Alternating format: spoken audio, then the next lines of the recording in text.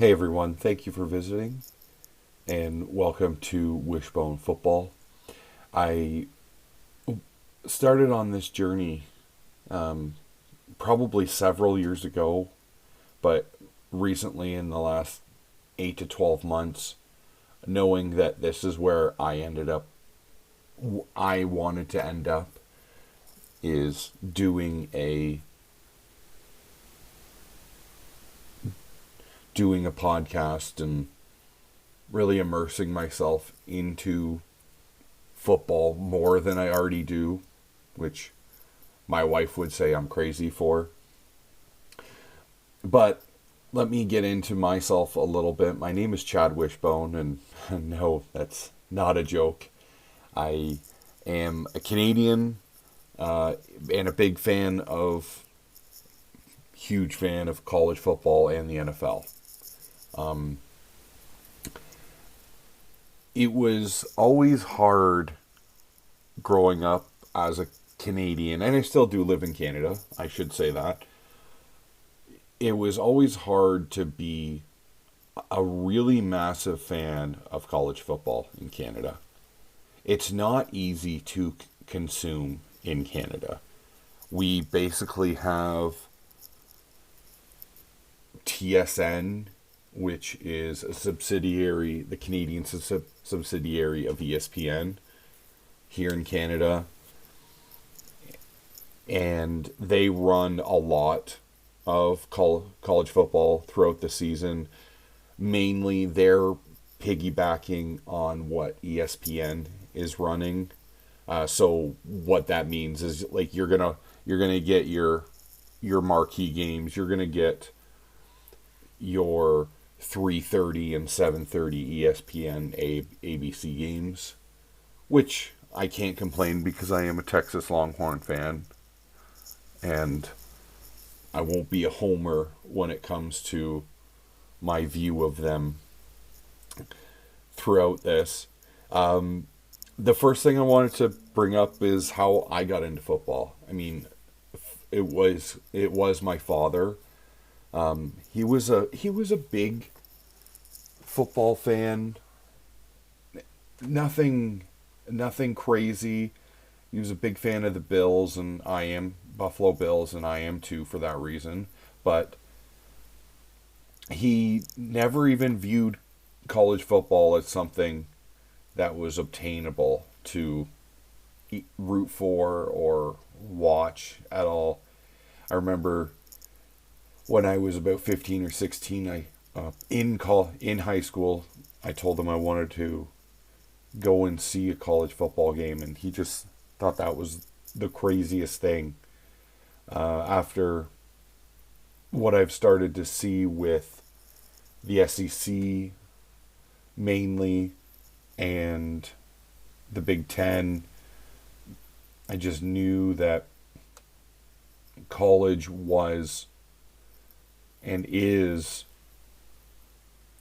college football is a powerhouse when it comes to money making and what it can provide. And I mean, we're seeing that now with NIL and the NCAA, which is a perfect segue into what I first wanted to talk about in episode 1.01. And again, thank you for visiting. I can be reached on Twitter and Instagram. Twitter is at WishboneFB, and my Instagram is the same. First thing I wanted to bring up was news that kind of came down today from Ross Dellinger of Yahoo Sports. The NCAA has announces the proposed, keyword proposed, stiff penalties on schools for adding a transfer outside of the portal window. Now, this is nothing that would have even been considered 2 or 3 years ago, whenever we started down this road of NIL. But what has kind of come to light over the last couple of weeks is that D2 does not have a transfer window. So what that means is a team like Texas, I will use them as my example in this one, is if Texas gets to spring ball and says, you know what, we are light when it comes to wide receiver. They could easily look at a D2 school and say, hey, you're a good wideout. You want to come make some NIL money and come be a Texas Longhorn. That was never viewed as an issue prior to this year. But as we're seeing with teams who want to build a championship roster, it's costing money, but they also need to be getting the absolute best players around the world.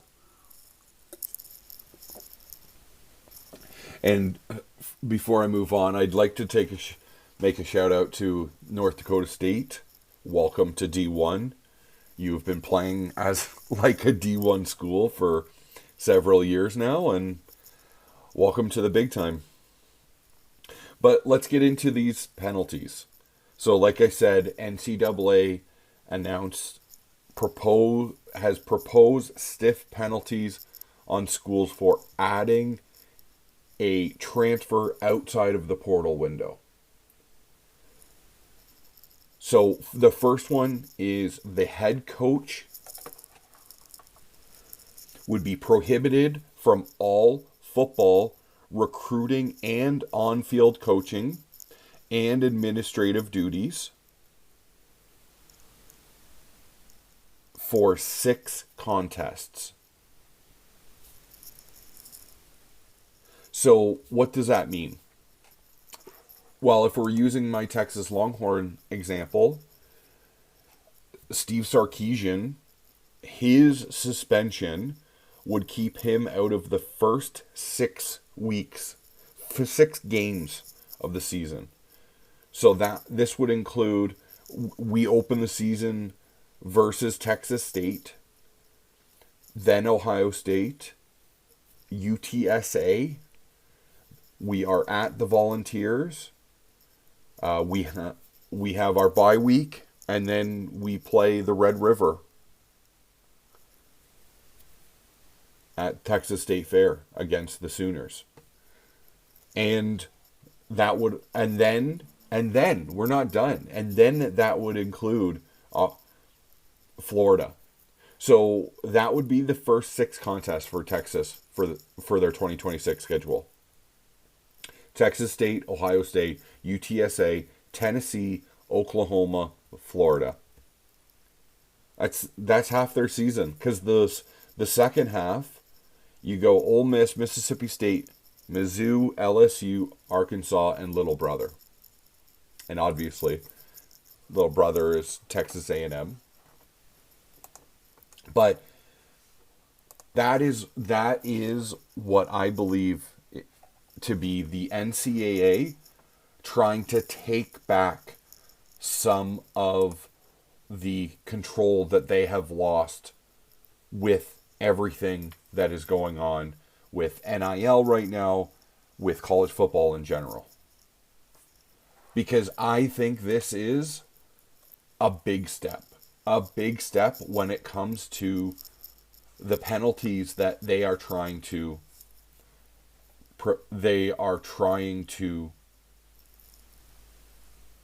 lay out and threaten schools with, if they are to do this. Now, that's the first one. That's pretty big. The head coach, Steve Sarkisian, being eliminated. Now, I'm not making this accusation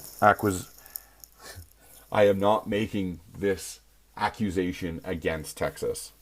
I'm a Texas fan, but I will not be a homer for Wishbone Football. So that's the first one. The second one is that the school will be fined 20% of its football budget. And that could be massive. So, I mean, I think there's more questions to be asked with respect to these proposed penalties. But again, we'll use Texas as an example for this one. If they are $100 million to run their football program, are they being penalized $20 million? And is that including Steve Sarkisian's salary and all of the football staff's salaries? How much money they're paying out in NIL? Is all of that being taken into consideration? Now, in no way is this set. This still has to go to the NCAA board, of course. But I mean, this is them trying to put a line of demarcation in the sand and say, we have lost control. This is our way to try and get that back. And finally, the last proposed penalty, the school would be required to reduce the number of roster spots by 5 for the next season, regardless of the head coach's employment status at the school. And if we think about the transfer portal with this, we know that there is an additional transfer window for any head coaching changes. We saw that with Lane Kiffin and LSU. So what this would entail is that you're getting penalized this year for 2026. Now, mind you, maybe we are talking about Steve Sarkisian picking up a D2 player and having them transfer. But I don't think this is going to be something that would be adjudicated right away either.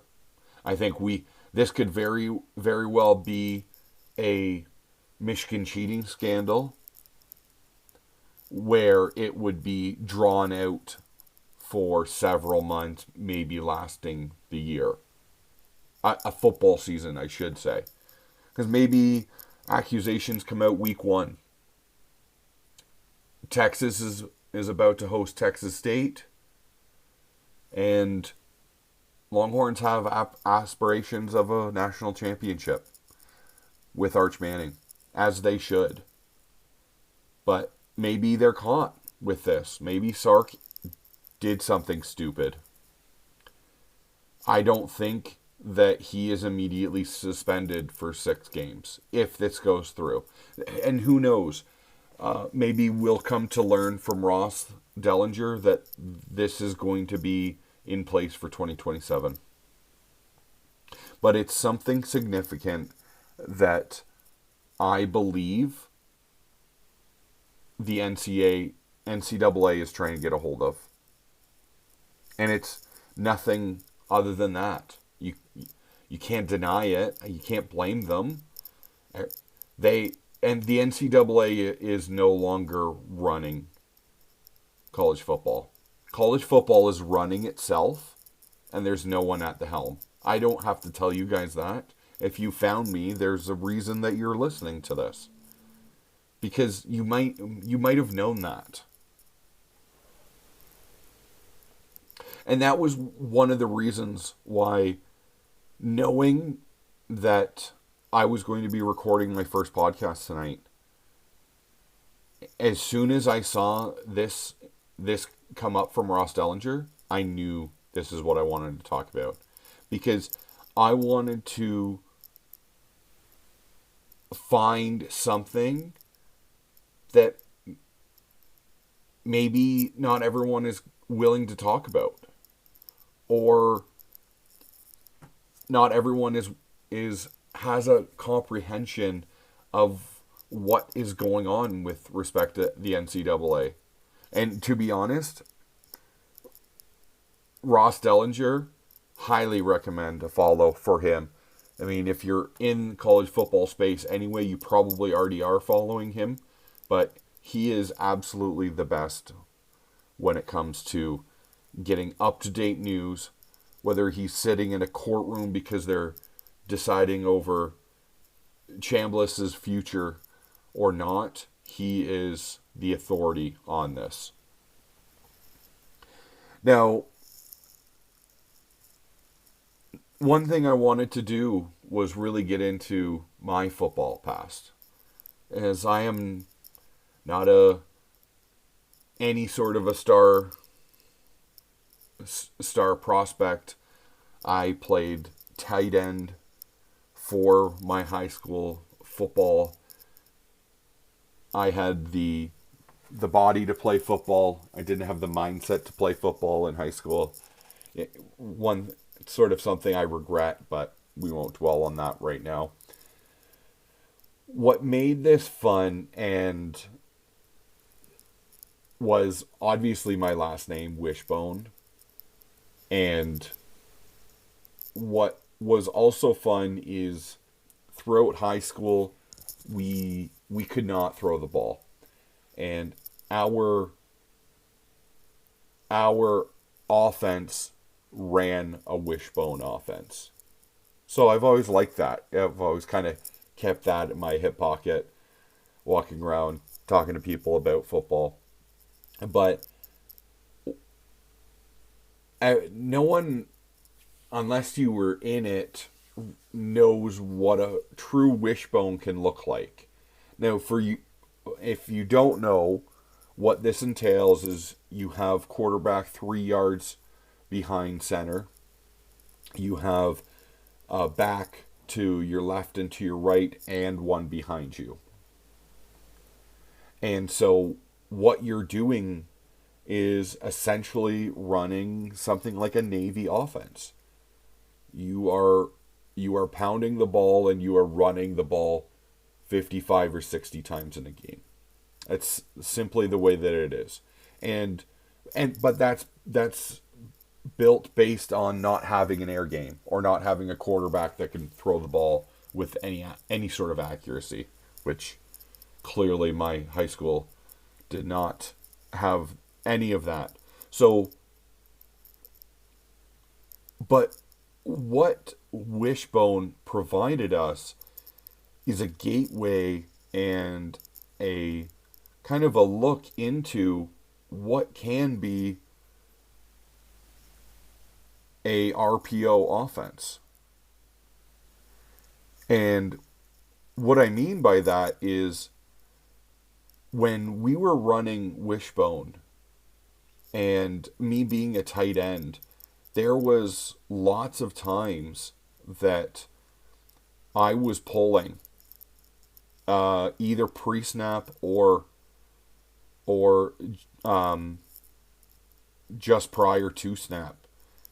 And that was to do one of two things. I'm either trying to identify the mic on the other side of the ball, or I am providing coverage because we are going to be running either weak side or strong side and trying to button up the coverage.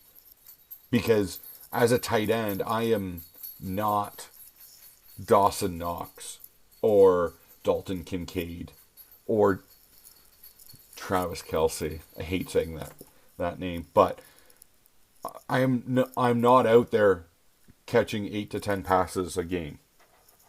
I am there to be a blocker and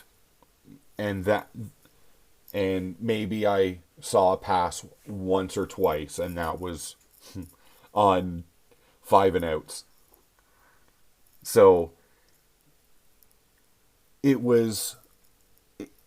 really got me into what the schematics could be with respect to football. I really appreciated, looking back now, being in a wishbone, because it is a solid offensive schematically sound football lineup. It's absolutely something that you can you can start in a wishbone and work outwards. And what I mean by that is maybe you don't want three backs. Maybe you want quarterback five deep and you want one back on either side. So now you're splitting off a back or a tight end, and now he's going to line up in the slot. So now you've got three tight ends on the field, one split out, and then maybe you're running a play action out of that. And that's, yes, play actions are were born from Wishbone, but now you're just all of a sudden looking at it differently. And then same can be said. You split off one tight end on the left, and maybe one of the running backs splits out to the right as well. Now all of a sudden you're sitting with two wide, two tight ends on the field, and you've now got a single back, and you're sitting in a pistol. And that's where Wishbone can be offensively sound as a base, because yeah, we call it Wishbone. You've got three backs, but you're never going to be in a three back scenario. But that is the basis in which it can be set up. And it's just going to be one of several different things that I plan on talking to you guys about.